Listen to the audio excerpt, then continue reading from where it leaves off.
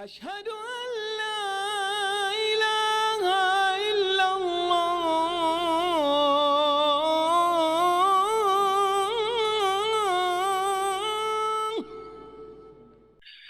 بسم الله الرحمن الرحيم. الحمد لله رب العالمين، والصلاة والسلام على رسوله الكريم، اما بعد. اللہ تبارک و تعالیٰ پر حمد و ثنا اور اس کے نبی کریم صلی اللہ علیہ وسلم پر بے شمار بے حد بے عدد درود و سلام کے بعد، آج کی ہماری اس ملاقات میں گفتگو جس موضوع پر ہوگی اور کتاب التوحید کے ابواب میں سے جس باب سے متعلق ہماری گفتگو ہوگی وہ ہے باب نمبر 41، باب نمبر 41 یعنی 41۔ شیخ الاسلام مجدد محمد ابن عبد الوہاب رحمہ اللہ فرماتے ہیں، باب قول اللہ تعالی فلا تجعلوا للہ اندادا وانتم تعلمون۔ یہ آیت کریمہ، اسی آیت کریمہ کے ذریعے اس باب کی ابتدا یا آغاز شیخ الاسلام مجدد محمد ابن عبد الوہاب رحمہ اللہ نے کیا ہے، اور اس آیت کریمہ کا مفہوم یہ ہے فَلَا تَجْعَلُوا لِلَّهِ أَنْدَادًا وَأَنْتُمْ تَعْلَمُونَ، تم جانتے ہوئے، علم رکھتے ہوئے اللہ کے شریک نہ ٹھہراؤ۔ یعنی تم جانتے ہو کہ اللہ رب العزت کی ذات حقیقی معنوں میں وہی کھلانے پلانے والی، نعمتوں سے نوازنے والی، اولاد دینے والی، زندگی موت بھی اسی کی طرف ہے، تمہیں اس کے بارے میں معلوم۔ یہ علم رکھتے ہوئے تم اللہ کے ساتھ کسی کو شریک نہ ٹھہراؤ، تم اللہ کے ساتھ کسی کو شریک نہ ٹھہراؤ، کیونکہ جب اس قسم کے لوگوں سے پوچھا جاتا کہ اگر وہی خالق رازق زندگی موت دینے والا ہے تو دوسروں کو شریک کیوں ٹھہراتے ہو، تو ان کا جواب ہوا کرتا تھا کہ ان کو ہم ذریعہ بناتے ہیں، یہ ایک واسطہ ہے، یہ سورس ہے، شفاعت کریں گے اللہ تبارک و تعالیٰ تک ہم کیسے پہنچے، یہ یعنی ان کا فلسفہ ہوا کرتا تھا، اور یہ ان کی سوچ تھی، یہ ان کی فکر تھی۔ تو اللہ تبارک و تعالیٰ فرمایا کہ تم جان رہے ہو کہ اللہ کی عظمت کو سمجھ رہے ہو، یہ جانتے ہوئے بھی تم اللہ کے ساتھ دوسروں کو شریک نہ ٹھہراؤ، فلا تجعلوا للہ اندادا۔ اس آیت کریمہ کے ذریعے شیخ الاسلام مجدد محمد ابن عبد الوہاب کیا بتانا چاہتے ہیں، اور بالخصوص یعنی جیسے کہ آیت کریمہ ہے، اس کے بعد جیسے کہ آگے ایک دو حدیث اور آثار نقل کیے ہیں۔ مقصد یہ ہے اس باب میں کا تبویب کا یا اس باب کو رکھنے کا ادھر، کیونکہ اس سے پہلے جو مسئلہ گزرا اور جو باب گزرا اس میں یہ ہے کہ اللہ تبارک و تعالیٰ کی نعمتوں کو دوسروں کی طرف منسوب نہ کیا جائے۔ انسان اللہ کی نعمت کو، اللہ کے دیے ہوئے احسانات، جو اللہ کے احسانات بندے پر ہیں، بہت ساری نعمتیں ہیں، بندہ اسے غیر اللہ کی طرف منسوب نہ کرے، بلکہ مانے اور اس کے اندر یہ عقیدہ ہو، زبان سے بھی اس بات کا اظہار کرے جو کچھ ہے یہ اللہ تبارک و تعالیٰ کی طرف سے۔ تو اب ادھر اس باب میں جو کہ باب نمبر 41 ہے، جس باب کا آغاز اس آیت کریمہ سے فلا تجعلوا للہ اندادا وانتم تعلمون، ادھر شیخ الاسلام مجدد محمد ابن عبد الوہاب ایسے قسم کے شرکیہ اعمال کا ذکر کرنا چاہ رہے ہیں کہ جو کہ بہت ہی پوشیدہ پایا جاتا ہے، یعنی انسان شرک اس قسم کے ارتکاب کر بیٹھتا ہے اور اسے معلوم بھی نہیں ہوتا کہ یہ شرک ہے، اسے احساس بھی نہیں ہوتا اس چیز کا۔ تو اس قسم کے یعنی معاملات اور شرک کا ذکر اور اس کی مذمت اس باب میں بیان کرنا کیا ہے، مقصد ہے، اور اسی سے موضوع سے متعلق چند نصوص کا کیا ہے ذکر فرمایا۔ اور اس سلسلے میں جیسے کہ بات گزری کہ چند احادیث اور ایک آیت کریمہ، اس لیے آگے جو نصوص آنے والے ہیں ان پہ اگر ہم غور کریں تو اس میں یہ ہے کہ غیر اللہ سے قسم نہ کھائی جائے، غیر اللہ کی قسم نہ کھائی جائے۔ انسان کو اگر قسم کھانی ہی ہے تو اللہ تبارک و تعالیٰ کی قسم کھائے، اللہ کا نام لے کر یا اللہ کی مخصوص صفات اسماء حسنہ کو لے کر۔ اسی طرح کسی کا فضل و کرم، یعنی کوئی معاملہ ہے فضل اور احسان کسی کی طرف سے ہے یا انسان پر ہے، تو اس فضل کو اور اس احسان کو اللہ کی طرف منسوب کرے، غیر اللہ کی طرف منسوب نہ کرے۔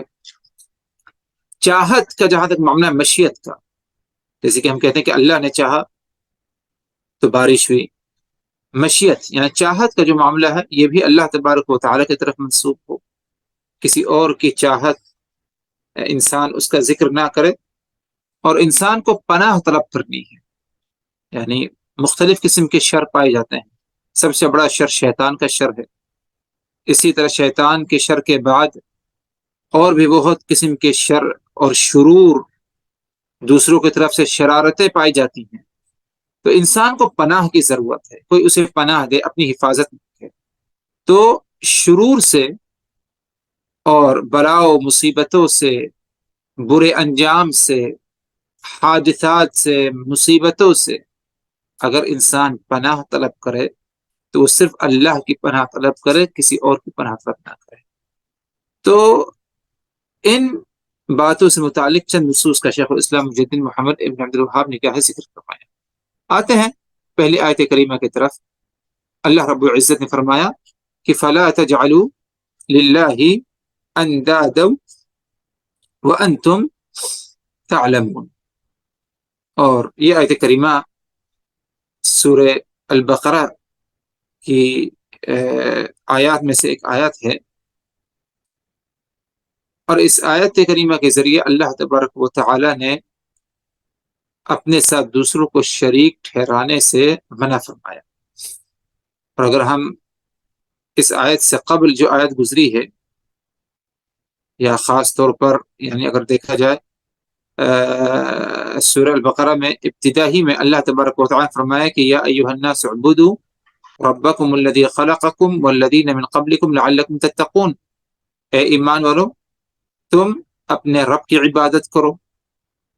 اور یہ رب کون؟ الذی خلقکم، جس نے تمہیں پیدا فرمایا، والذین من قبلکم، اور تم سے پہلے جو گزرے انہیں بھی پیدا فرمایا۔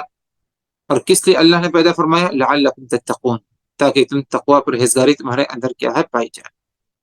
تو ادھر اللہ رب العزت نے سورہ البقرہ میں اس بات کا حکم دیا تمام لوگوں کو کہ ہم ایک اللہ کی کیا ہے عبادت کریں، اور اسی صورت میں اللہ نے اس بات سے ہمیں روکا کہ ہم اللہ کے ساتھ دوسروں کو شریک نہ ٹھہرائیں۔ فَلَا تَجْعَلُوا لِلَّهِ أَنْدَادًا وَأَنْتُمْ تَعْلَمُونَ، اللہ کے بارے میں جانتے ہوئے بھی تم اللہ کے ساتھ دوسروں کو شریک نہ ٹھہراؤ۔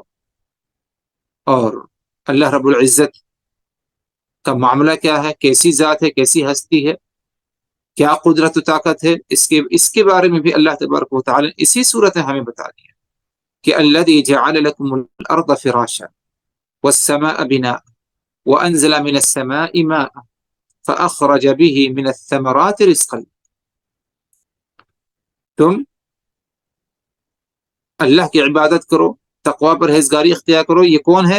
اللہ پروردگار تمہارا، الذی جعل لکم الارض فراشا، جس نے تمہارے لیے زمین کو ہموار کر دیا، زمین بنائی ہموار کے، سیدھا رکھا اسے، تمہیں آنے جانے میں کوئی دقت و پریشانی نہیں۔ والسماء بناء، اور آسمان کو تمہارے اوپر بنایا، تمہارے لیے بطور چھت ہے وہ۔ وانزل من السماء ماء، اور اس اللہ نے، اس پروردگار نے، اس رب نے آسمان سے انزل من السماء ماء، پانی نازل فرمایا، یعنی بارش ہوئی، اور اس بارش کے نزول کے بعد فأخرج به من الثمرات رزقا لكم، اللہ رب العزت نے اس بارش کے نزول سے، اور اللہ رب العزت نے تمہارے لیے اس کے بعد اسی زمین سے تمہارے لیے رزق کا انتظام کیا۔ تم اس بات کا اقرار کرتے ہو؟ یعنی خاص طور پر اس وقت جو مشرکین مکہ تھے، ان سے اگر پوچھا جائے کہ آسمان سے بارش کون نازل کرتا ہے، کہتے تھے کہ اوپر والا، زمین سے دانا کیسے ملا، کون اگاتا ہے؟ اشارہ کرتے تھے کہ اللہ ہے، تم جانتے ہو اس بات۔ اس کا بیان اللہ رب العزت نے ادھر فرمایا، اور آگے فرمایا کہ فلا تجعلوا للہ اندادا۔ جس آیت سے شیخ الاسلام نے اس باب کا آغاز کیا وہ اسی طریقے سے آئی، یعنی اس آیت کا حصہ ہے، جیسے کہ بتایا گیا اس سے پہلے، فلا تجعلوا للہ اندادا، تم اللہ کے ساتھ دوسروں کو شریک نہ ٹھہراؤ، جانتے ہوئے، علم رکھتے ہوئے کہ اللہ رب العزت ہی کی ذات ہے جو تمہیں کھلاتی پلاتی، بارش نازل فرماتی، آسمان کو بنانے والا، یہ سب تم جانتے ہو، تو کیسے تم جو ہے جرأت کرتے ہو کہ اس کے ساتھ دوسروں کو کیا ہے شریک ٹھہراؤ؟ کسی بھی معاملے میں اللہ کے ساتھ کسی کو شریک نہ ٹھہرایا جائے۔ حضرت عبداللہ ابن عباس رضی اللہ عنہما اس آیت کریمہ کے بارے میں فرماتے ہیں، جیسے کہ یہ اثر ابن عباس رضی اللہ عنہما کا اس آیت کریمہ کے بعد شیخ الاسلام نے روایت کی یا نقل فرمایا، اور وہ یہ کہ ابن عباس نے اس آیت کریمہ کے بارے میں، یعنی فلا تجعلوا للہ اندادا، اس آیت کریمہ کے بارے میں فرمایا الانداد هو الشرک، الانداد هو الشرک، کہ انداد سے مراد شرک ہے۔ انداد سے مراد اس آیت کریمہ میں کیا ہے؟ شرک ہے۔ آگے فرمایا ابن عباس نے اخفى من دبیب النمل على صفات سوداء في ظلمة الليل، انداز سے مراد شرک ہے، اور شرک کس قسم کا شرک مراد ہے ادھر؟ فرمایا ابن عباس نے جو رات کے اندھیرے میں، رات کی تاریکی، رات کا اندھیرا، رات کے اندھیرے میں سیاہ پتھر، یعنی کالا پتھر، سیاہ پتھر پر چیونٹی کے چلنے سے بھی زیادہ مخفی اور پوشیدہ ہے۔ رات ہے اور پتھر کالا ہے، سیاہ ہے، اس پر چیونٹی چل، چیونٹی بھی کالی ہے، تو اس کی آہٹ انسان کو محسوس نہیں ہوتی کہ ہاں کہیں پر چیونٹی چل رہی ہے، اس کی آواز محسوس نہیں ہوگی چیونٹی جب چلتی ہے۔ رات ہے، نظر میں نہیں آئے گا اسے، تو کہنا یہ ہے کہ یہ شرک ہے۔ اس شرک سے کیا ہے، اس آیت کریمہ میں ہمیں متنبہ کیا جا رہا ہے کہ تم جانتے ہو اللہ خالق ہے، رازق ہے، پروردگار ہے، زندگی موت کا مالک ہے، بارش برسانے والا ہے، تم جانتے ہو اس بات کو، تو اسی لیے تم اللہ کے ساتھ دوسروں کو شریک نہ ٹھہراؤ۔ وہ کس قسم کا شرک ہے؟ اس سے مراد بالخصوص یہ شرک ہے جس کے بارے میں ابن عباس کہہ رہے ہیں، ایسا شرک جو کہ بہت ہی پوشیدہ ہو، آپ اس شرک میں مبتلا ہو جائیں اور آپ کو اس کے بارے میں خبر بھی نہ ہو۔ اور اس کی مثال بیان کی کہ اس کی مثال یوں سمجھو کہ ایک چیونٹی جس کی تم آہٹ محسوس نہیں کرتے، وہ چل رہی ہے، اس کی آواز محسوس نہیں کرتے، اور رات کے اندھیرے میں، اور اسی طرح رات کے اندھیرے کے ساتھ ساتھ سیاہ پتھر، زمین کالی ہے، پتھر کالا ہے، اس پر اگر چیونٹی چلنے لگے تو تمہیں اس کی آہٹ تو محسوس تو ہوگی نہیں، اور تمہیں وہ چیز نظر بھی نہیں آئے گی، اور چیونٹی گزر جائے گی، ہو سکتا ہے تمہیں کاٹے، ڈس لے یا نقصان پہنچا دے، تمہیں ہلکے سے تکلیف ہے، تمہیں اس کا لیکن تم اس کو دیکھ نہیں پاؤ۔ تو یہی معاملہ کیا ہے، شرک کا ہے، کہ اس سے تم ڈرو، اس سے تم بچنے کی کوشش کرو، تم اللہ کو وحدہ لا شریک سمجھتے ہوئے، اسی کو پروردگار خالق رازق سمجھتے ہوئے، تمہیں اس کا علم ہے، لیکن اس کے باوجود کہیں تم شرک میں کیا ہے مبتلا نہ ہو جاؤ۔ یہ مراد کیا ہے اس آیت کریمہ سے۔ آگے ابن عباس رضی اللہ عنہما نے چند مثالیں بیان کی کہ کس قسم کا شرک ہو سکتا ہے جو کہ انسان اس میں مبتلا ہو جائے اور معلوم بھی نہ پڑے۔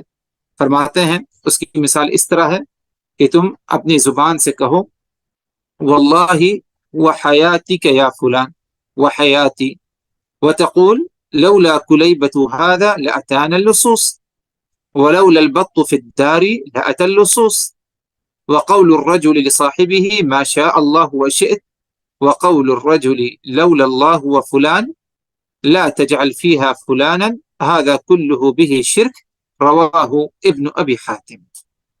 یعنی ان الفاظوں میں یا ان جملوں میں جو جملہ پڑھا گیا آپ حضرت کے سامنے، یہ ابن عباس رضی اللہ عنہما کا قول ہے، جس میں جو ہے ابن عباس رضی اللہ عنہما نے چند مثالیں بیان کی کہ ایسا شرک کہ تم اس میں مبتلا ہو تم کو معلوم بھی نہ پڑے. پہلی مثال یہ واللہ وحیاتک، اللہ تعالیٰ کی اور تیری زندگی کی قسم. انسان بعض دفعہ جب قسم کھانا چاہتا ہے کسی معاملے میں اور کوئی اہم معاملہ ہوتا ہے تو کہہ بیٹھتا ہے اللہ کی قسم اور تمہاری قسم، واللہ وحیاتک، اللہ تعالیٰ کی اور تیری زندگی کی قسم. یہ شرک ہے. قسم کھانی ہے تو صرف اور صرف اللہ وحدہ لا شریک کی قسم کھائی جائے. اسی طرح ایک دوسری مثال، یا فلان وحیاتی، اے فلاں میری جان کی قسم، کہے کہ اپنی طرف سے وحیاتی، میری جان کی، میری زندگی کی قسم. یہ بھی غلط ہے، نہیں ہونا چاہیے، کیونکہ قسم کھانی ہے تو صرف اللہ وحدہ لا شریک ہی کی کیا ہے قسم کھائی جائے. ایک تیسری مثال، لولا کلیبۃ هذا لاتانا اللصوص لولا البط في الدار لاتانا اللصوص. اگر یہ کتیا یا یہ کتا نہ ہوتا تو چور ہمارے گھر میں آ جائے.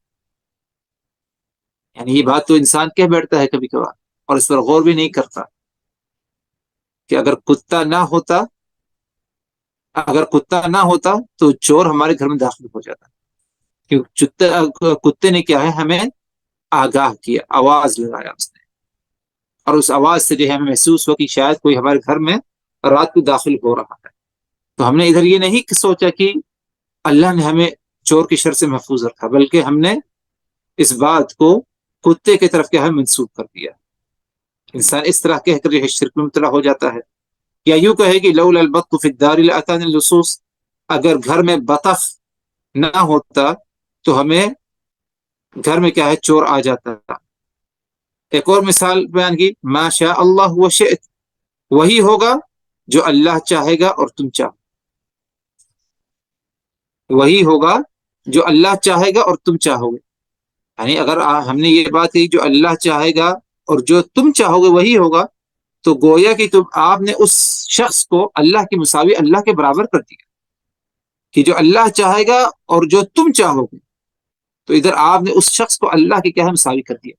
انسان یہ بھی کیا ہے اس جملے کے ذریعے بھی کیا ہے شرک میں کیا ہے مبتلا ہو جاتا ہے.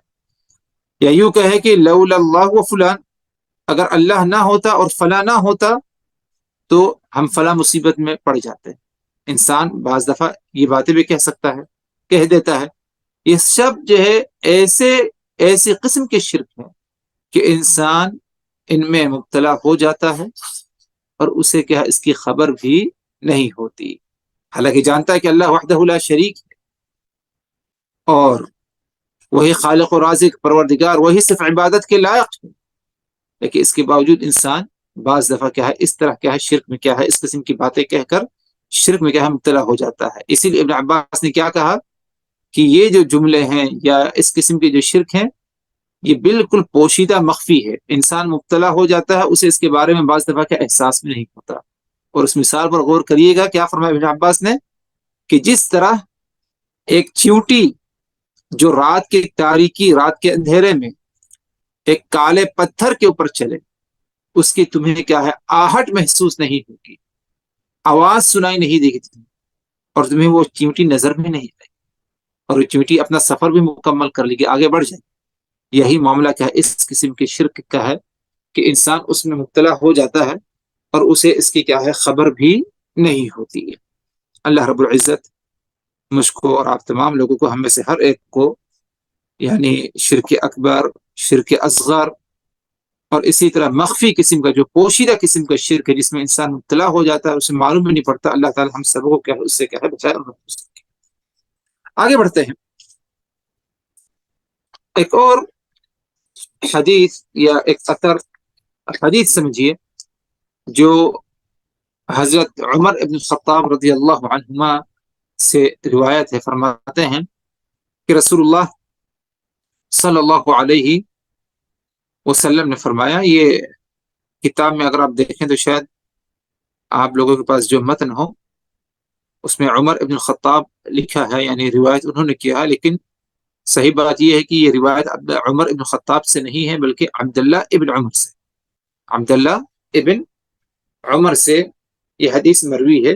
ہو سکتا ہے یعنی کتاب کے نسخ کرنے میں، کاپی کرنے میں، یا مؤلف سے خود جو ہے یہ سہو ہو گیا ہو، تو اس کی اصلاح جو ہے آپ لوگ جو ہے اپنے نسخے میں یا متن میں کر لیجیے.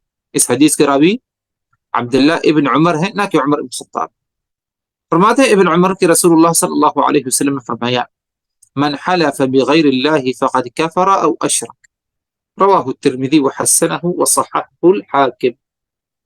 فرمایا ابن عمر رضی اللہ عنہما نے کہ اللہ کے رسول صلی اللہ علیہ وسلم نے فرمایا من حلف بغیر اللہ، جس نے اللہ کے سوا کسی دوسرے کی قسم کھائی، قسم اٹھائی، من حلف بغیر اللہ فقد کفر او اشرک، تو اس نے کفر کیا یا شرک کا ارتکاب کیا.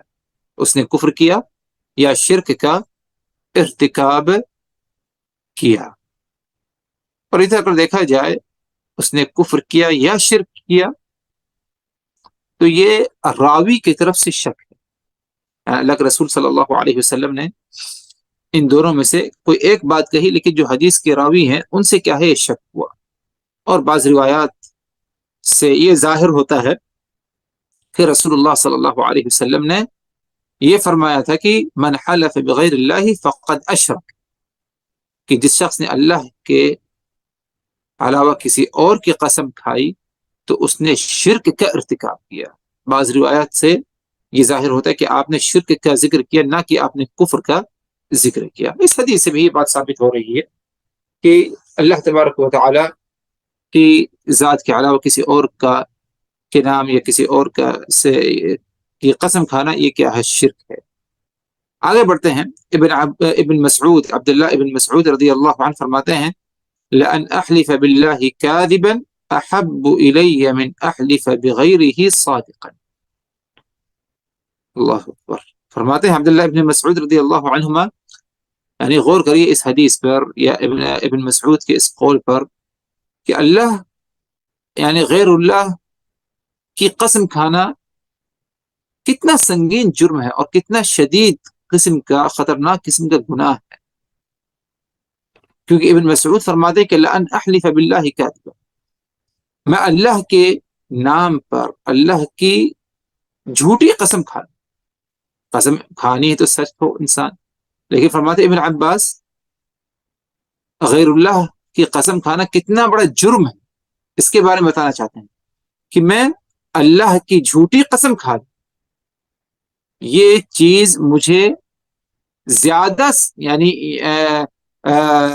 معمولی گناہ لگتا ہے بنسبت اس کے کہ انسان سچی قسم غیر اللہ کی کھائے.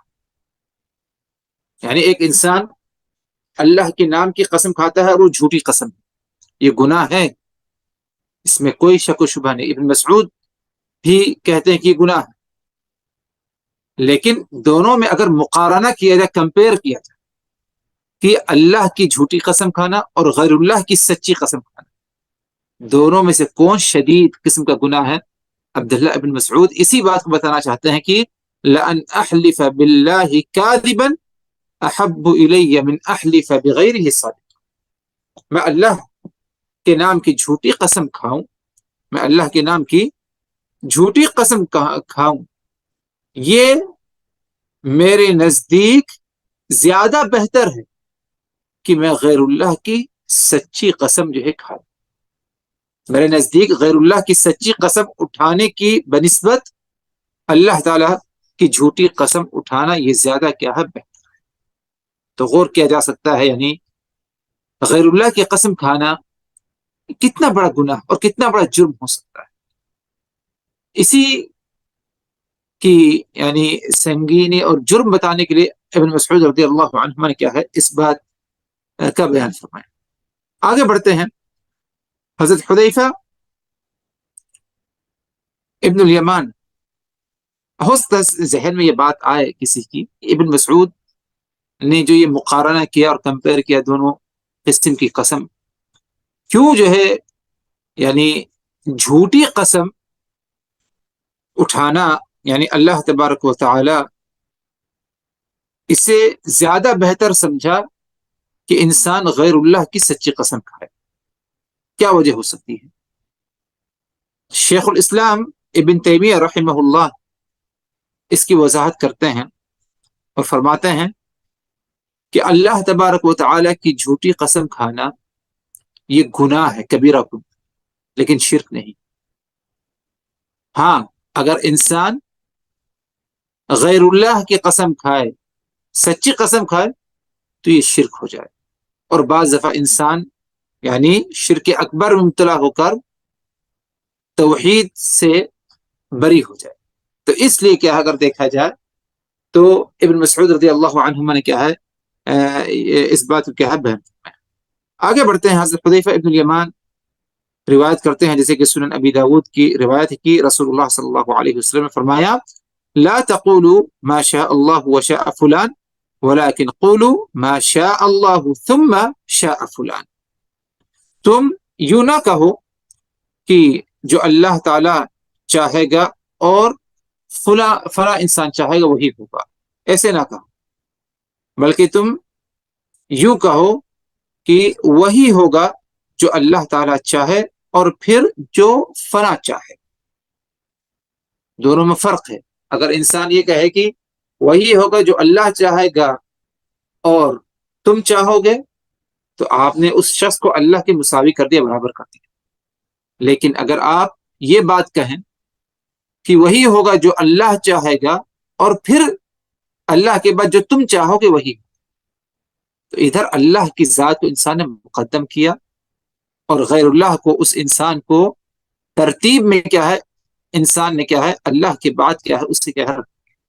تو اس طرح کہنے میں کوئی مساقے کوئی حرج نہیں۔ یعنی مثلا اگر میں کسی کو کہوں کہ جو ہے تو جو ہے میرا فلاں کام کر دے، لیکن وہ آگے پیچھے ہونے لگا اس کام کو کرنے سے، حالانکہ اس کا حق ہے، اس پر فرض بنتا کہ وہ کام کر دے میرا، لیکن وہ آگے پیچھے ہو رہا ہے، امید جتا رہا ہے، امید دلا رہا ہے، تو میں نے کہہ دیا بھائی تم نہیں کرنا چاہتے تو کوئی بات نہیں، ہوگا تو وہی جو اللہ چاہے گا وہی ہوگا، اور پھر اس کے بعد جو تم چاہو گے وہ بھی وہ وہی ہوگا۔ اس طرح انسان کہے تو کوئی فرق نہیں۔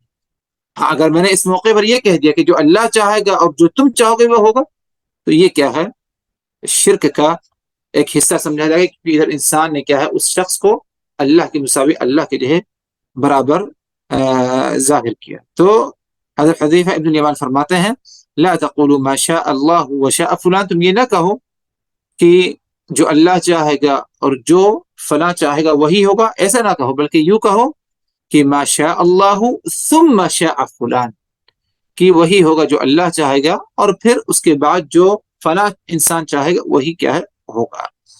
تو اس کے ذریعے بھی کیا ہے یعنی اسی بات کا یعنی وضاحت ہو رہی ہے کہ انسان جب کوئی بات کہے اور خاص طور پر اللہ تبارک و تعالی کا نام لے کسی معاملے میں، قسم کا معاملہ ہے، مشیت کا معاملہ ہے، تو غور و فکر کرتے ہوئے سوچ سمجھ کر کے نام لے، کہ کہیں ایسا نہ ہو انسان نہ چاہتے ہوئے بھی اسے احساس نہ ہو اور وہ شرک میں کیا ہے مبتلا ہو جائے۔ ابراہیم نخعی رحمہ اللہ فرماتے ہیں، یعنی اسی مسئلے کی وضاحت ان کا ذکر ہو چکا ہے اس سے پہلے بھی، ابراہیم نخعی رحمہ اللہ فرماتے ہیں کہ یوں کہنا ناپسند اور مکروہ سمجھا جاتا ہے کہ انسان یہ کہے کہ اعوذ باللہ و بک، میں اللہ تعالیٰ کی اور تمہاری پناہ چاہتا ہوں۔ اس طرح انسان جو ہے نہ کہے، کیونکہ یہ غیر مناسب ہے۔ ہاں، البتہ یہ کہہ سکتا ہے کہ اعوذ باللہ ثم بک، میں اللہ تعالیٰ کی اور پھر تمہاری، اور پھر یعنی اللہ کے بعد تمہاری پناہ کیا ہے چاہتا ہوں۔ اس طرح کہنا کیا ہے جائز سمجھا جاتا ہے۔ یہ ابراہیم نخعی رحمہ اللہ نے اس طرح کیا ہے وضاحت کی۔ تو خلاصہ کلام یہ کہ غیر اللہ کی قسم اٹھانا یہ شرک ہے۔ اسی طرح مشیت کا معاملہ ہو جائے، اس میں اللہ تبارک و تعالیٰ کی مشیت ہمیشہ کیا ہے انسان غالب رکھے، اور اسی طرح کوئی اور معاملہ ہو یعنی قسم اور مشیت کے علاوہ بھی اگر کوئی معاملہ ہو جیسے کہ پناہ وغیرہ کا ہے، تو انسان ان تمام معاملات میں کیا ہے اللہ تبارک و تعالی کو ہی یعنی اول درجے پر اور اللہ تبارک و تعالی ہی کو جو ہے رکھے اپنے سامنے، اللہ کے بعد کسی اور کی طرف ان چیزوں کو یا ان معاملات کو منسوخ کرنا چاہتا ہے تو اس میں کوئی مذاق کوئی حرج نہیں، لیکن اللہ کے ساتھ نہ ذکر کرے اور اللہ کا مساوی کسی کو کیا ہے نہ سمجھے۔ اللہ تبارک و تعالی سے دعا کہ ہم نے جو کچھ کہا اور سنا ان باتوں کو اچھی طرح سمجھنے کی، یاد رکھنے کی، عمل کرنے کی ہمیں توفیق دے، اور اسی طرح ہمیں ہر قسم کے شرک سے اللہ تبارک و تعالی بچنے کی توفیق دے، ہمارا خاتمہ ہو تو توحید پر ہو، توحید خالص پر ہمارا کیا ہے خاتمہ ہو۔ اقول قولی ھذا واستغفر اللہ لی ولکم من کل ذنب فاستغفروہ